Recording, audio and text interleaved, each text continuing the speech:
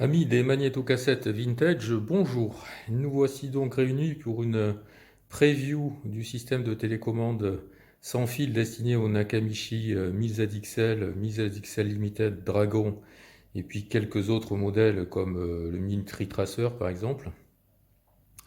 Donc je vais vous présenter ce système en quelques mots.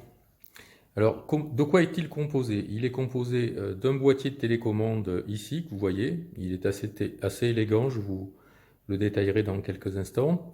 D'une télécommande ici, qui est évidemment dédiée à ce système-là. D'un câble de connexion qui vous permettra de relier le boîtier à votre appareil, Nakamichi. Et puis une alimentation secteur. Alors, précisons tout de suite quelque chose. Si vous avez un Dragon, vous utiliserez cette configuration-là. Si vous avez un Nakamichi 1000ZXL, il n'y aura pas d'alimentation secteur, puisqu'il n'y en a pas besoin avec le ZXL, 1000ZXL ou 1000ZXL Limited. Mais par contre, vous aurez deux câbles de liaison, puisque vous en aurez un pour la partie mécanisme, et un pour la partie carte RAM, puisque vous savez que les 1000ZXL ont deux connecteurs de télécommande à l'arrière qui étaient reliés à la télécommande d'origine RM300. Alors, je vais maintenant vous détailler un petit peu le fonctionnement du système, mais avant de rentrer dans les détails, je vais vous présenter la télécommande. Bien, je vais donc vous détailler le fonctionnement de la télécommande, mais juste avant, je voudrais vous montrer un petit peu le boîtier en détail. Donc je vais enlever temporairement la télécommande de dessus. Donc ce que vous pouvez voir sur ce boîtier, c'est que c'est un boîtier qui est quand même assez élégant. C'est pas un boîtier plastique tout mal foutu. Si vous regardez sur le devant, vous voyez que les quatre vis qui tiennent l'écran LCD qui sont ici sont des vis en inox qui tiendront dans le temps, qui ne rouilleront pas. Ici, vous avez un petit trou pour le capteur infrarouge. Et puis, si vous regardez le dessous pardon, de l'appareil, voilà, vous voyez que c'est bien construit, ça repose sur quatre pieds. Vous avez une étiquette qui vous rappelle le numéro de modèle pour lequel l'appareil est conçu. Et puis, vous avez une classique étiquette technique.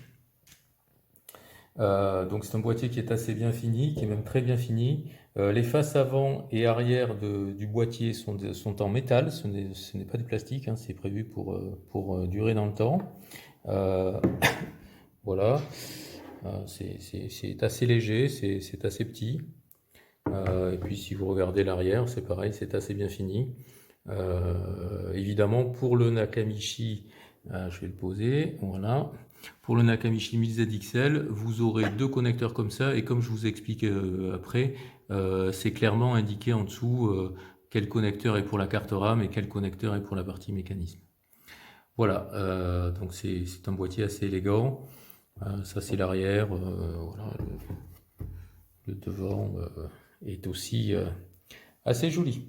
Voilà, la suite. Alors, prenons quelques instants pour détailler le fonctionnement de la télécommande, ou plus exactement pour la présenter en quelques mots. Alors, je vais zoomer un petit peu sur la télécommande. La voici. Donc, ce que vous pouvez voir sur cette télécommande-là, c'est que ce n'est pas une télécommande chinoise avec des touches classiques pour des téléviseurs ou je ne sais quoi. C'est une télécommande qui a été spécialement conçue pour les Nakamichi. Alors vous avez en haut un certain nombre de boutons dont on verra le fonctionnement tout à l'heure. Et puis vous avez ici au centre le pavé classique avec stop, record, pause, play, etc. Vous avez une touche reverse pour activer l'auto-reverse sur le Nakamichi Dragon. Et puis vous avez ici un pavé de 6 touches que vous voyez, qui est destiné plus particulièrement, je vais essayer de zoomer dessus, plus particulièrement au Nakamichi 1000ZXL et 1000ZXL Limited, puisque vous voyez que ces touches-là correspondent aux 6 fonctions de la carte RAM, qui sont une spécificité des 1000ZXL. Et puis à droite, vous avez quelques boutons, F2, F3, F4, F5, et Adjust qui sont destinés à des fonctionnalités futures qui auront lieu soit pour les Nakamichi, soit pour d'autres appareils. Les plus observateurs d'entre vous auront remarqué qu'il y a ici une touche F1 dont je vous détaillerai le fonctionnement très bientôt quand on va voir la télécommande en action. Alors avant de vous montrer le système en route, juste une petite précision. Ici nous voyons l'arrière du boîtier, donc c'est une version pour le Dragon. Donc une version pour le Dragon, vous voyez ici le connecteur DIN où va se brancher le câble qui va relier le système au Nakamichi Dragon, et puis à droite une fiche d'alimentation classique. Si vous avez la version pour 1000ZXL, vous n'aurez pas la prise d'alimentation parce qu'il n'y en a pas besoin dans le cas du 1000ZXL ou du 1000ZXL Limited. Par contre ici vous aurez deux connecteurs DIN, un pour la partie mécanisme, un pour la partie RAM, et ils sont clairement identifiés avec une gravure en dessous de chacun d'eux. Voilà, donc maintenant je vais vous mettre le système en route pour que vous le voyez.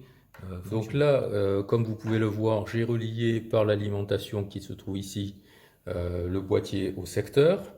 Je vais attraper la télécommande en main et puis on va mettre en route le secteur. Donc qu'est-ce que vous voyez? Vous voyez ici Nakamichi RM20. On va vous le refaire pour que vous voyez précisément ce qui se passe. Voilà, nous allons mettre le système en route. Et donc, qu'est-ce que vous voyez? Vous voyez Nakamichi RM20 Wireless Remote. RM20, c'était la référence qui était dédiée au magnétophone Dragon, qui était une télécommande filaire. À l'époque, c'était la référence de chez Nakamichi. Alors, maintenant, je vais prendre la télécommande ici, que vous voyez que j'ai en main. Que se passe-t-il si nous appuyons sur les boutons? Alors je vais zoomer volontairement sur le boîtier pour que vous voyez ce qui se passe un petit peu mieux. Alors si j'appuie sur la touche Home par exemple, qui est destinée à faire afficher la version de firmware, et bien ici vous voyez qu'elle vous affiche version 3.39 et puis après elle vous dit simplement qu'elle est ready pour recevoir d'autres ordres. Si par exemple j'appuierai sur Stop, elle va vous afficher Stop. Si j'appuie maintenant sur Play pour mettre le Nakamichi en route, j'appuie sur Play, elle va vous afficher Play. Donc l'écran vous rappelle systématiquement la fonction, le bouton on va dire sur lequel vous venez d'appuyer. Donc je la remets en Stop.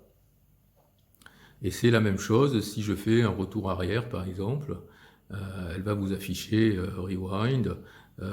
Si je fais une avancée rapide, elle va vous afficher avancée rapide, etc. Vous avez compris le principe.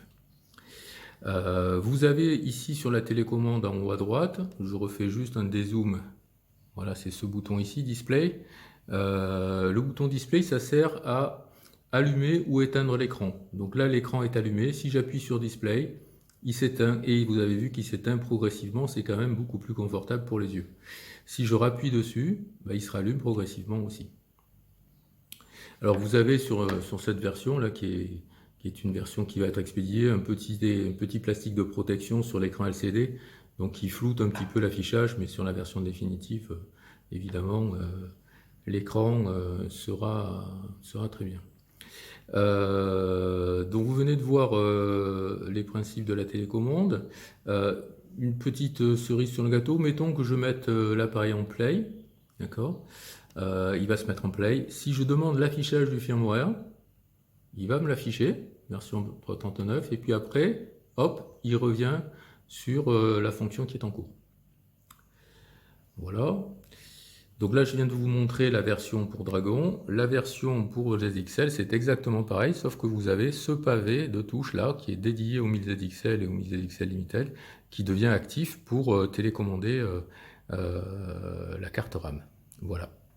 J'espère que cette preview de notre système vous aura plu, et je vous dis à très bientôt pour la suite de la présentation. Je pense que je vous présenterai la version commerciale, qui va être ni plus ni moins que celle-ci, avec peut-être une fonction supplémentaire pour à plus ou moins court terme, mais voilà, vous avez là la version quasi définitive.